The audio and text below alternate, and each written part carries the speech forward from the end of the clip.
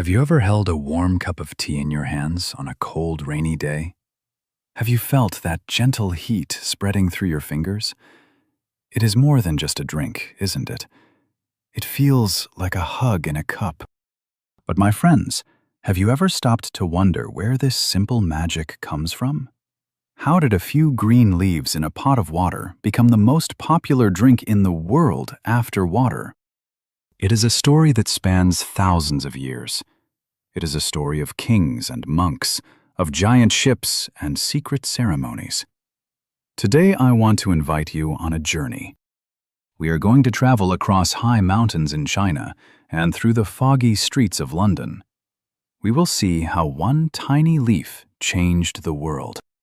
We will explore how people on opposite sides of the planet found comfort in the same plant, but in very different ways. Think about it for a moment. Right now, millions of people are boiling water. Some are adding milk and sugar. Others are watching the leaves dance in a glass pot. Why do we love it so much? Is it the caffeine that wakes us up? Or is it the peace that comes with every sip? In this story, we will find the answers. We will see how tea is not just about flavor, but about history and culture. It is a bridge between the past and the present. So, find a comfortable chair, maybe make yourself a cup of your favorite tea. Let's begin our journey at the very beginning, in a land of legends and ancient mist. Are you ready? Let's go back 5,000 years to ancient China. Our story starts with a legend. Imagine a great emperor named Shen Nong. He lived nearly 5,000 years ago. People say he was a wise ruler and a lover of nature. He was also very careful about his health. One afternoon, the emperor was resting under a tree. He was boiling a pot of water to drink. Suddenly, a light wind began to blow. A few leaves from the tree above drifted down. They landed softly in his boiling water. The water began to change color. It turned a beautiful golden brown. The emperor noticed a wonderful, fresh smell in the air. He was curious, so he took a sip. He felt a strange sense of energy and peace. He had discovered tea. Of course, this is just a story, but it shows us how much the Chinese people respect this plant. In the beginning, tea was not a social drink. People used it as medicine. They believed it could clean the body and clear the mind. Ancient doctors used tea leaves to treat many things. They used it for tired eyes and for stomach pain. They even used it as a skin cream. For a long time, it was a secret kept by healers and holy men. As time passed, the Chinese people began to see tea differently. During the Tang dynasty, about 1,200 years ago, tea became an art. It was no longer just for medicine. It became a drink for the soul. Famous poets wrote about the beauty of tea. They described how it looked like liquid jade. Philosophers taught that drinking tea was a way to find balance. It was a way to connect with nature. In these early days, tea was prepared very differently than it is today. People ground the leaves into a fine green powder. They would whisk this powder into hot water until it became frothy. Can you imagine the bright green color? This was the birth of a tradition. Tea was becoming the heart of Chinese life. It was a symbol of hospitality and wisdom. But the little leaf was getting ready to travel. It was time for tea to see the rest of the world. Ideas are like seeds. They love to travel.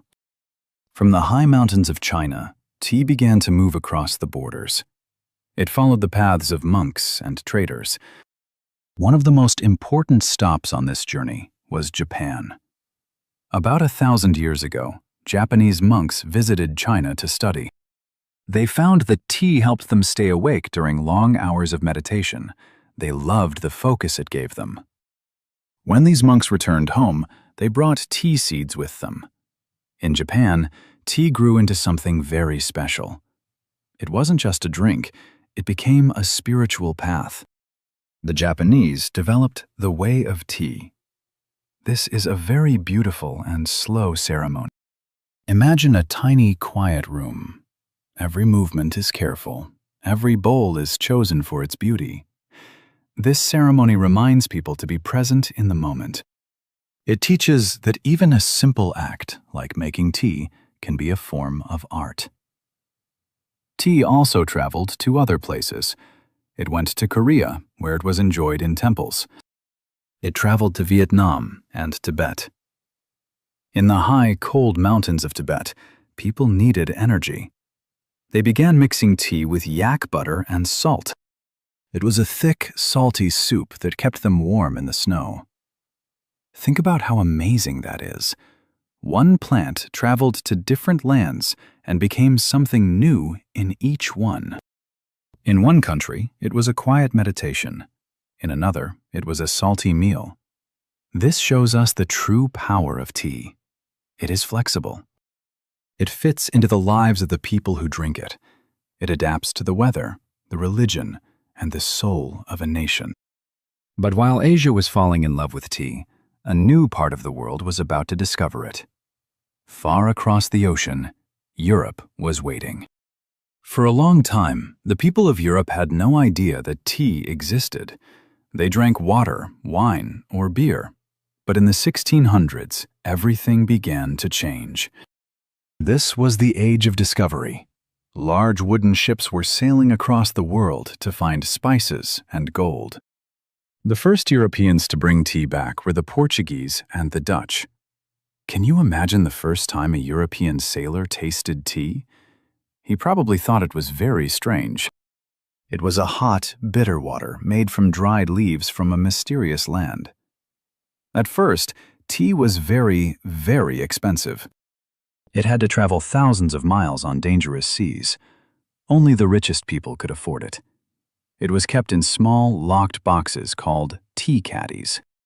Only the lady of the house had the key. In those days, people didn't know much about how to make it. There is a funny story that some people boiled the leaves, threw away the water, and tried to eat the leaves with butter. They had to learn the secret of the liquid. But soon, the word spread. Doctors in Europe started saying that tea was good for the health. They said it could cure headaches and even bad moods. People in high society started to host tea parties. It became a way to show that you were wealthy and traveled. But there was one country that would change the history of tea forever. A country that was about to make tea its national identity. That country was Britain. At this time, Britain was just starting to build a global empire. They saw the profit in tea, and soon they would find a way to make tea available to everyone, not just the rich. Have you ever wondered why the British love tea so much? It all started with a marriage and a company. Let's look at how Britain fell in love. The British love story with tea truly began with a queen. In 1662, a princess from Portugal named Catherine of Braganza married King Charles II of England. She was a huge fan of tea. She brought a large chest of tea as part of her wedding gift. Because the queen drank tea, every lady in the royal court wanted to drink tea too. It became the most fashionable thing to do. If the queen did it, it must be wonderful. But how did it go from the palace to the regular streets? The answer is a very famous and powerful group called the East India Company. This was a massive trading company. They had their own ships and even their own army. The East India Company started bringing huge amounts of tea from China. As they brought more tea, the price started to go down. Now, businessmen, lawyers, and shopkeepers could buy it. However, there was a problem. The British government put a very high tax on tea. It was so expensive because of the tax that people started smuggling it. They would hide tea in secret basements and bring it into the country at night on small boats. For a while, more illegal tea was sold in Britain than legal tea. Eventually, the government realized their mistake. They lowered the tax, and tea became affordable for almost everyone. By the 1700s, tea gardens started appearing in London. These were beautiful outdoor parks where men and women could walk, listen to music, and drink tea together. It was a very social event. But it wasn't just about fun. Tea actually helped the British people during the Industrial Revolution. Before tea, many people drank weak beer all day because the water was not safe to drink. But to make tea, you have to boil the water. Boiling the water killed the germs. So, tea made the workers healthier and more alert. It became the fuel of the British Empire. Factories and offices ran on tea. But the British didn't just drink tea. They created a whole world around it. If you think of Britain, you probably think of afternoon tea. But did you know this tradition started because of a hungry duchess? In the early 1800s, people in Britain usually only ate 2 meals a day. One lady, the Duchess of Bedford, found that she got a sinking feeling in her stomach around 4 p.m. She started asking her servants to bring her a tray of tea and some small snacks. She invited her friends to join her. They loved it. Soon, everyone in high society was having tea, tiny sandwiches, and cakes in the afternoon. This became a beautiful ritual. It was a time to pause, to talk, and to relax. It wasn't just about the food. It was about the tea set. People used beautiful porcelain cups, silver spoons, and white tablecloths. It was a moment of elegance in the middle of a busy day. But tea also became a part of the working class life. For a factory worker, a cup of strong black tea with lots of sugar and milk was a cheap way to get energy. This is what they called high tea. Unlike the fancy afternoon tea, high tea was a real meal. It was served at a high table with meat, bread, and cheese. This is where the British style of tea really became unique. The British started adding milk and sugar. Why? Because the tea they were getting from India and Sri Lanka was very strong and dark. The milk made it smoother, and the sugar made it sweet. Think about the tea break. Even today, in British offices and construction sites, everything stops for a cuppa. It is a moment of equality. The boss and the worker both hold the same warm mug. The British also became famous for their stiff upper lip, the idea of staying calm in a crisis. And what is the first thing a British person does in a crisis? They put the kettle on. Whether it is a celebration or a sad moment, tea is the answer. It is the social fabric of the nation. But while the British were adding milk and sugar, the Chinese were keeping a very different tradition alive. While the British see tea as a social break, the Chinese see it as a deep connection to the earth and the self. In China, tea is one of the 7 necessities of life, along with rice and oil, but it is also an art form. To understand Chinese tea, we must look at Gongfu cha. This doesn't mean kung fu, like the martial arts. Gongfu actually means making something with great skill and effort. In a Gongfu ceremony, the tea maker is like an artist. They use a very small clay teapot and tiny cups. They wash the leaves first to wake them up. They pour the water from a height to add oxygen. They focus on every detail, the temperature of the water, the smell of the steam, and the color of the leaves. The goal is not to fill your stomach. The goal is to appreciate the tea. You take small sips. You notice how the flavor changes after the second or third time you pour water over the same leaves. In China, there are hundreds of types of tea. There is green tea, which is fresh and grassy. There is oolong, which can smell like flowers or fruit. There is pu'er, which is aged for years and tastes like the deep, rich earth. For the Chinese, tea is deeply connected to philosophy, especially Taoism and Buddhism. It is about wu wei, or the idea of flowing with nature. When you drink tea, you are supposed to forget your worries. You are supposed to become quiet and still. In a Chinese tea house, you will not see much milk or sugar. Why? because they want to taste the soul of the leaf. They believe that adding milk hides the natural beauty of the plant. It would be like painting over a beautiful piece of wood. Tea is also a sign of respect. When young people meet their elders, they serve them tea. At a wedding, the bride and groom serve tea to their parents. It is a way to show honor. So, we have two very different worlds. One is a busy social ritual with milk and cakes. The other is a quiet, spiritual ceremony focused on the pure leaf. Both are beautiful, but they tell us different things about the people who drink them. Let's look at these two worlds side by side. It is fascinating, isn't it? One tiny leaf, but two completely different stories.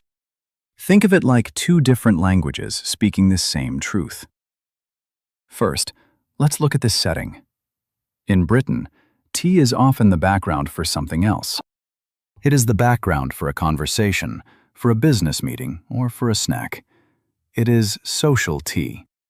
In China, especially in a ceremony, tea is the event. It is meditative tea. Now think about the preparation. The British usually use black tea. These are leaves that have been fully fermented, making them strong and dark. They often use tea bags for convenience. The Chinese often prefer green or oolong tea. They want to see the leaves open up in the water. They want to see the dance of the leaves. What about flavor? For a British person, a perfect cup of tea is often dark, hot, and creamy. The milk and sugar are essential parts. For a Chinese tea lover, the perfect cup is pure. They look for huigan, which is a sweet aftertaste that comes naturally. They want to taste the mountain air and the rain that grew the plant. The philosophy is different too. In Britain, tea represents home and stability. It is a warm blanket for the mind. In China, tea represents harmony and nature. It is a window into the natural world. But my friends, even with these differences, there is a very strong connection. In both cultures, tea is an act of sharing. You drink it to find peace with yourself or to find a connection with a friend. In both cultures, tea is a way to slow down. In a fast world, the kettle still takes time to boil. You cannot rush a good cup of tea. Whether you are in a high-rise apartment in Shanghai or a small cottage in the English countryside, the message is the same. Stop. Breathe. Enjoy this moment. Two worlds, one leaf. Different traditions, but the same human need for a moment of calm. Today, tea is more than just a tradition in China or Britain. It belongs to the whole world. It is a global language. In Morocco, people drink sweet mint tea from beautiful glasses.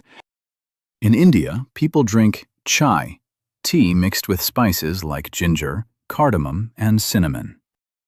In the United States, many people love iced tea with lemon on a hot summer day. In Taiwan, they invented bubble tea with chewy pearls, which is now popular everywhere. Tea seems to evolve. Scientists are finding more and more reasons why it is good for us. They tell us about antioxidants and how tea helps our hearts and our brains. But we don't need scientists to tell us what we already feel. We know that tea makes us feel better. Think about the journey this plant has taken. From a legendary emperor's pot 5,000 years ago, to the holds of massive sailing ships, to the royal palaces of Europe, and finally, to your kitchen. Every time you take a sip of tea, you are part of that history. You are connected to the monks in Japan, the duchess in England, and the farmer. You are holding a piece of the world in your hands. So, my friends, next time you drink a cup of tea, I want you to do something. Don't just drink it quickly. Look at the color. Smell the steam. Feel the warmth. Remember the story of the tiny leaf that traveled the world just to be with you? We live in a very busy world. We are always running. but tea is a reminder that we can always find a moment of peace. Thank you for joining me on this journey through the history of tea. I hope it has made your next cup taste just a little bit sweeter. What about you? How do you like your tea? Do you like it pure and simple, or with milk and sugar?